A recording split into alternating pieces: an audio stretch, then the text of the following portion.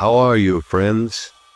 Let us tell you that 701 years ago, in the beautiful city of Florence, Italy, there lived a poet. This poet was exiled from the city by the papacy, by the church, and he was given a sentence that if he ever entered the city again, he would be burned alive, placed upon logs. His crime? He had waged war against the excessive powers of the church. Yes, he had literally waged a war. This great Italian poet was Dante Alighieri. You must have seen his poetry or pictures in the name of Dante. Actually, friends, this was a time when Europe was ruled by the Dark Ages. In the geography of Germany and Italy, the Emperor of the Holy Roman Empire was crowned by the Catholic Pope, meaning the Pope would seal the legitimacy of the king's reign. But in contrast to that, the king could not appoint the Pope. Who would become Pope was decided by the church itself. The church was completely autonomous. At the same time, it was soaked in corruption from head to toe. But the problem was, a large number of people genuinely supported the church. So the church ruled over minds. But it's not like only church supporters existed among the people. A good portion of the population also supported the emperor. They were against the Pope's excessive power and authority. So there were intense conflicts between these two groups. Sometimes the Pope would make statements against the king to weaken him. And sometimes the king would plot conspiracies to remove the Pope. A famous example is of the 12th century Emperor Henry IV, who removed Pope Gregory VII, saying, "You are not the legal Pope. I never appointed you." In response, Pope Gregory declared the emperor illegal and said, "You are not a true emperor, because we never crowned you." Thus, a long series of battles began between them and their supporters, which went on for years. Some vague, unbalanced deals happened, but the issue was never completely resolved. The fighting never really stopped.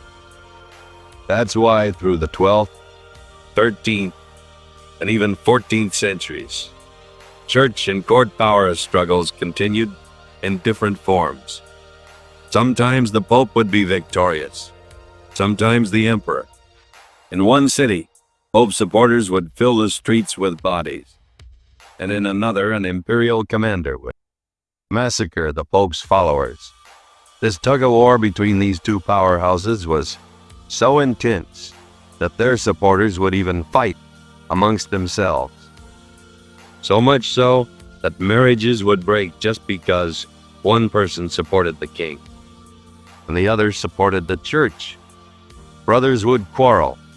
Friends would grab each other's collars, all to determine who should rule over God's earth, the king or the Pope, the guardian of God's house. In the 14th century, a similar war was happening in Florence, Italy. There were two factions fighting. One was the White Guelphs, who wanted to reduce the Pope's power and give more freedom to cities. And the other was the Black Guelphs, who wanted to give more power to the Pope. Our poet Dante was with the White Guelphs. He did not want strict papal control over Florence. In the early wars of the late 13th century, Dante's party, the White Guelphs, came close to victory, but were defeated.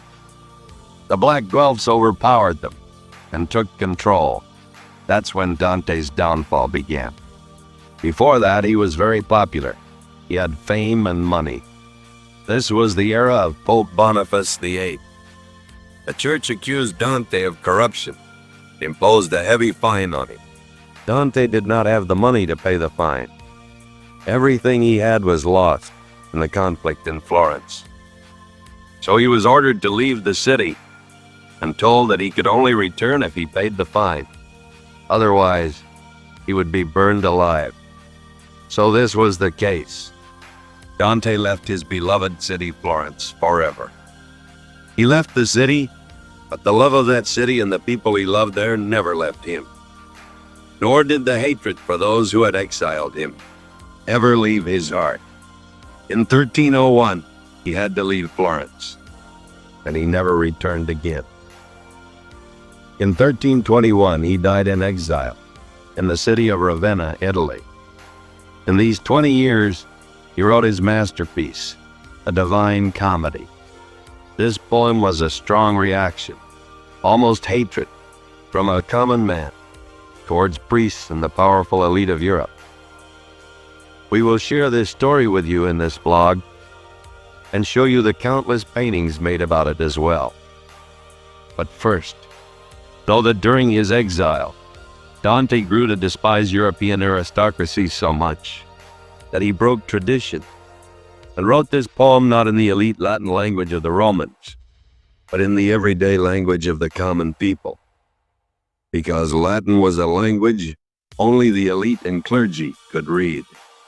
Ordinary people had no understanding of it. So this poem, written in the daily language of the commoners, eventually evolved into what is now modern Italian. Latin slowly faded away from the culture. That's why the Italian spoken today, Dante is called its father. Dante's Divine Comedy was the first masterpiece of modern Italian. The poem became so famous, impactful, that it played an important role in freeing Europe from the grip of the clergy.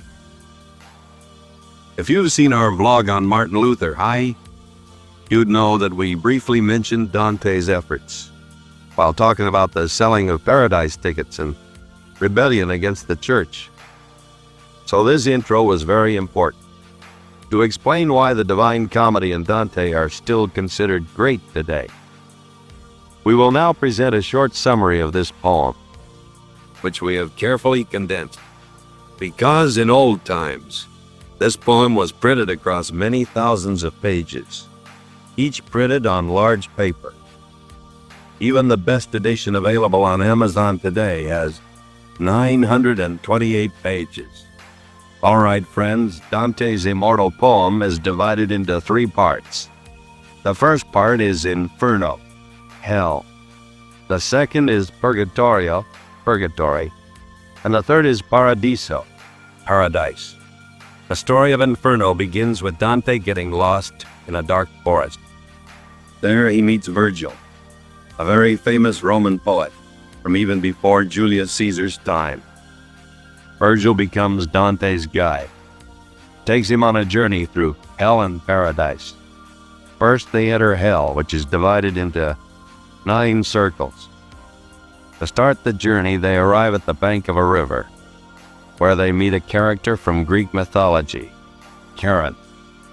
It was said that the souls of the dead would come to Charon, and he would ferry them across the river into the underworld, the afterlife. When Dante and Virgil meet Charon, he also ferries them across. From here they enter the first circle of the hell limbo. Interestingly, contrary to popular belief, no major punishments are given in this part of hell. This is because it holds those who lived righteously but were not baptized, as per Christian belief. So they were in hell, but in the least painful part. Their only punishment was constant sorrow and sighing. In the second circle were those who forsook religion or physical pleasure. They were constantly tossed and slammed by stormy winds, symbolizing how they gave their bodies freedom for sin. Now the winds had freedom to toss their bodies. In the third and fourth circles, the greedy and the wasteful were being punished in various ways. One punishment was that the sinners were stuck in a swamp, pelted by hailstones, while a 3-headed dog was eating them. In the fifth circle, those who were angry or spread despair were punished. The sixth part was inside a city that no one was allowed to enter. But Virgil and Dante managed to enter. There they see those who disrespected religion lying in tombs that were on fire, burning them from inside. These people were in great agony. Dante asks Virgil many questions about hell throughout this journey, and Virgil answers him. When they reach the seventh circle, They meet those who committed violence, especially those who harmed their neighbors. Also, those who committed suicide were kept in this same circle. They see rivers of blood in this part. In this circle, Dante and Virgil encounter another Greek mythological figure, Geryon. It had a human head, but the body of a beast like a snake or scorpion. They ride this creature into the eighth circle of hell.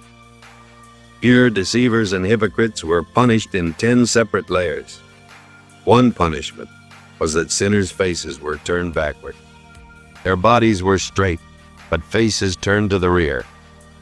So they couldn't look forward and were forced to walk backward forever. In this circle, Dante sees his enemy, Pope Boniface VIII, and the former Pope Nicholas III. They are buried head down in burning holes, with fire shooting from their feet. Dante heavily criticizes the church's powerful figures in this poem, showing them receiving intense punishments. After observing the eighth circle, Dante hears a trumpet sound. He follows it and reaches the ninth and final circle of hell. This circle is further divided into 4 layers, each punishing traitors. Interestingly, in this circle, people were not burned. Instead, they were frozen in ice, left to shiver eternally. Here, Dante and Virgil meet the famous mythical character Lucifer, the ruler of hell. After this, they exit hell and reach an open place where they can see stars in the sky. With that, the story of Inferno ends, and the story of Purgatorio begins. Purgatory is a place, according to Christian belief, where those who repented before death are sent. In Divine Comedy, Dante and Virgil also reach this place, where they meet sinners who are undergoing lighter punishments, so they could be purified, admitted to paradise. Just like hell had 9 circles, Purgatory was divided into 9 layers along a mountain. Just like hell had 9 circles, Purgatory was divided into 9 layers along a mountain. When Dante and Virgil reach the top of the mountain, they enter paradise, which is the third and final part of the poem. Here, Beatrice takes over as Dante's guide. Beatrice was Dante's beloved. Although he loved her deeply, she died young. And it's said that Dante never stopped loving her. So now in Paradiso, Beatrice is the one guiding him. Here, Dante is shown several levels of the heavens. Each level of paradise corresponds to a certain virtue. For example, one layer is for those who were just rulers. One is for those who gave up everything for God. Another is for warriors who fought for their faith. And so on. In each part of heaven, Dante sees souls glowing brightly with divine light. And those souls tell him about their life, their choices, and how they reached that level of heaven. Gradually, Dante rises through all the layers, getting closer to God with every step. At the end of this journey, Dante reaches the highest heaven called the Empyrean. Here he witnesses the pure light of God, a light so powerful that words cannot describe it. In this moment, Dante experiences a divine vision. He sees a mysterious unity of the Holy Trinity, Father, Son, and Holy Spirit. And as he stares deeper into this light, he feels his soul completely united with divine love. That's where the story ends. This wasn't just a fantasy story or religious journey. It was actually a deep commentary on the society and politics of the time. Through the Divine Comedy, Dante pointed fingers at the corruption of the church, the decay of moral values, and the greed and deception of the powerful. At the same time, he also showed a path of hope, that if a person sincerely repents and stays on the path of truth, there is light after darkness. There is paradise after hell. Because of this strong message and rich symbolism, Dante's Divine Comedy became one of the most influential literary works in European history. It shaped not just literature then, but also art, theology, and even the Italian language itself. More than 700 years later, Dante is still remembered as a genius who dared to challenge the status quo, who even in exile wrote words that shook the foundation of empires.